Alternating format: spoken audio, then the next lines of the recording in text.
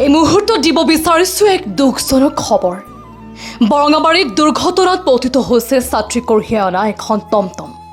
নিয়ন্ত্ৰণ হেৰুৱাই দ খাৱৈত বাগৰি পৰিল এই ৰিক্সাখন। 15 নং ৰাষ্ট্ৰীয় ঘাইপথৰ কাষতে থকা শংকৰদেৱ শিশু নিকেতনৰ সন্মুখৰ খাৱৈত বিদ্যালয়ত ছাত্ৰীত হ'বলৈ অহা এগৰাকী অভিভাৱকৰ স্কুটিৰ সৈতে অগা-পিছা হোৱাৰ ফলত স্কুটিত খুন্দিয়াই ৰয়েল একাডেমীৰ ছাত্ৰী কঢ়িয়াই অনা এই ৰিক্সাখন দ খাৱৈত বাগৰি পৰে। দুৰ্ঘটনাটোত আঘাতপ্ৰাপ্ত ছাত্ৰীসকলক স্থানীয় লোকৰ তৎপৰতাত ইতিমধ্যে গহপুৰৰ শ্বহীদ কনকলতা বৰুৱা অসামৰিক চিকিৎসালয়লৈ প্ৰেৰণ কৰা হৈছে। ইতিমধ্যে ঘটনাস্থলীত ঘাঁহিগাঁও আৰক্ষী উপস্থিত হৈ ঘটনাৰ বুজ লোৱাৰ লগতে পৰিস্থিতি নিয়ন্ত্ৰণ কৰে। এই সন্দৰ্ভত আমাৰ হাতত স্থানীয় লোকৰ ভাষ্য আছে, আপোনালোকলৈ আগবঢ়াইছোঁ।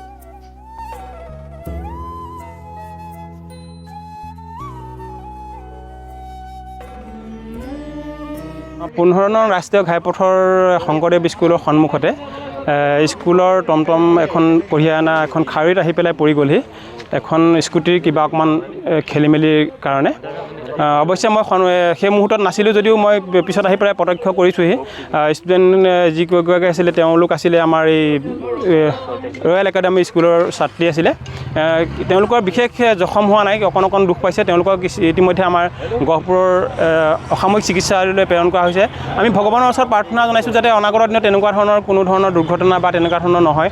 সকলোৱে কিছু নিয়ম বা যেনেধৰণে আহিব লাগে, যেনেধৰণে স্কুটি ৰাখিব লাগে তেনেধৰণে পালন কৰি পেলাই ধুনীয়াকৈ আহক ষ্টুডেণ্ট।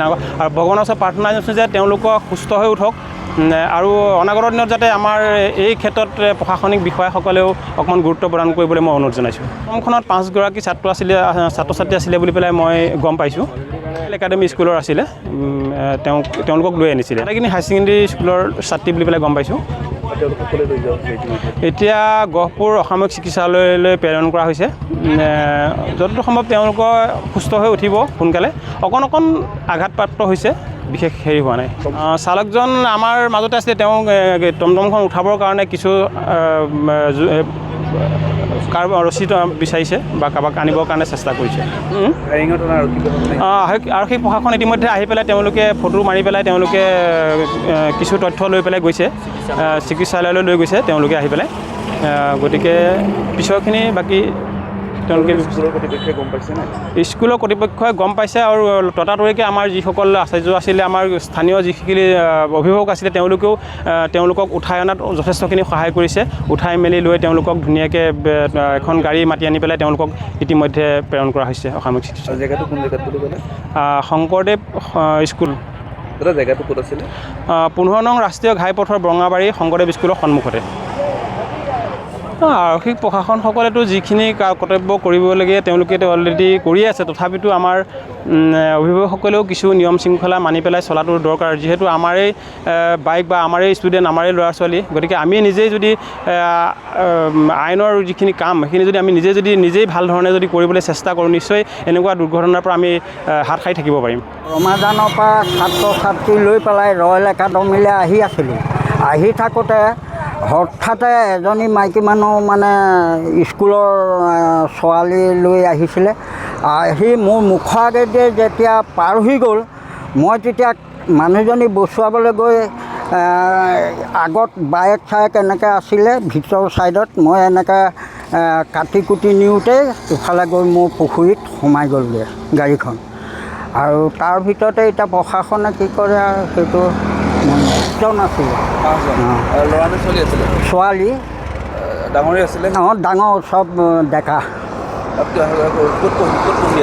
Royal academy. তাৰপৰা আপোনাৰ ছাত্ৰীসকলৰ কিবা হৈছে নেকি? এতিয়া অকণমান চাগে দুখ পাইছে, কিন্তু পানীতে সোমাইছে, ৰাস্তাত পৰা নাই, পানীত সোমাল। তাৰ ভিতৰতে অকণমান দুখ পাবও পাৰে। এতিয়া তেওঁলোক ক'লৈ গৈছে? এতিয়া তেওঁলোকক হস্পিটেললৈ গৈছে বুলি কৈছে। আৰু মই টমটমখন উলিওৱাত ব্যস্ত হ'লোঁ। তাৰপৰা এতিয়া তাৰ ভিতৰতে এতিয়া প্ৰশাসনে কি কৰে সেইটো মই নাজানো। খবৰ দিয়া হৈছে? আহিছে, গাৰ্জেনো চব আহিছে। সদায় মই আনো, সেই ল'ৰা ছোৱালী অনা নিয়া মই কৰোঁ। গাৰ্জেনে মোক চঞ্জাই দিছে আৰু সেইমতে মই অনা নিয়া কৰোঁ। আৰু কোনো দিনা এনেকুৱা নাই, হঠাতে এজনী মাইকী মানুহে মুখৰ আগেদি যেতিয়া টমটমখন চলি অহা টমটমখনৰ আগেদি কাটি দিলে মানুহজনী মই বচাব লাগিলে তেওঁ লুটি খাই পৰিছে ময়ো এনেকৈ কাটি কুটি নি মানে ৰাখিব নোৱাৰিলোঁ পুখুৰীত সোমাই গ'লগৈ আৰু আগচকা নামি গ'ল নোৱাৰিলি সিফালে পকা খুটা এটা আছে সেইকাৰণে মই সিমানখিনিলৈ আৰু হেৰি হৈছোঁ কিন্তু মোৰ একো হোৱা নাই আৰু টমটম কি হৈছে মই নাজানো বাৰু পানীতহে সোমাইছে ঘৰ মোৰ তেলীয়াচুকত মই ঠিক 9টা বজাত স্কুল পাইছিলোঁহি তাৰপৰা ছোৱালীজনীক নমাবলৈ বুলি স্কুটিখন ৰখাইছোঁ বৰঙাবাৰীৰ ফালৰ পৰা আহি টমটমখনে মোক খুন্দিয়াই খালৈত পৰিছে তাতো ছাত্ৰ ছাত্ৰী আছিলে খালৈত পৰিছে দুখ পাইছে মূৰতো দুখ পাইছে এতিয়া গহপুৰলৈ লৈ গৈছে সিহঁতক ময়ো দুখ পাইছোঁ মোৰ ছোৱালী আছিলে লগত ছোৱালীৰ বৰ্তমান একো হোৱা নাই আৰু সেয়াই জগন্নাথ পুৰণি শংকৰদেৱ স্কুলত থ'বলৈ আহিছিলোঁ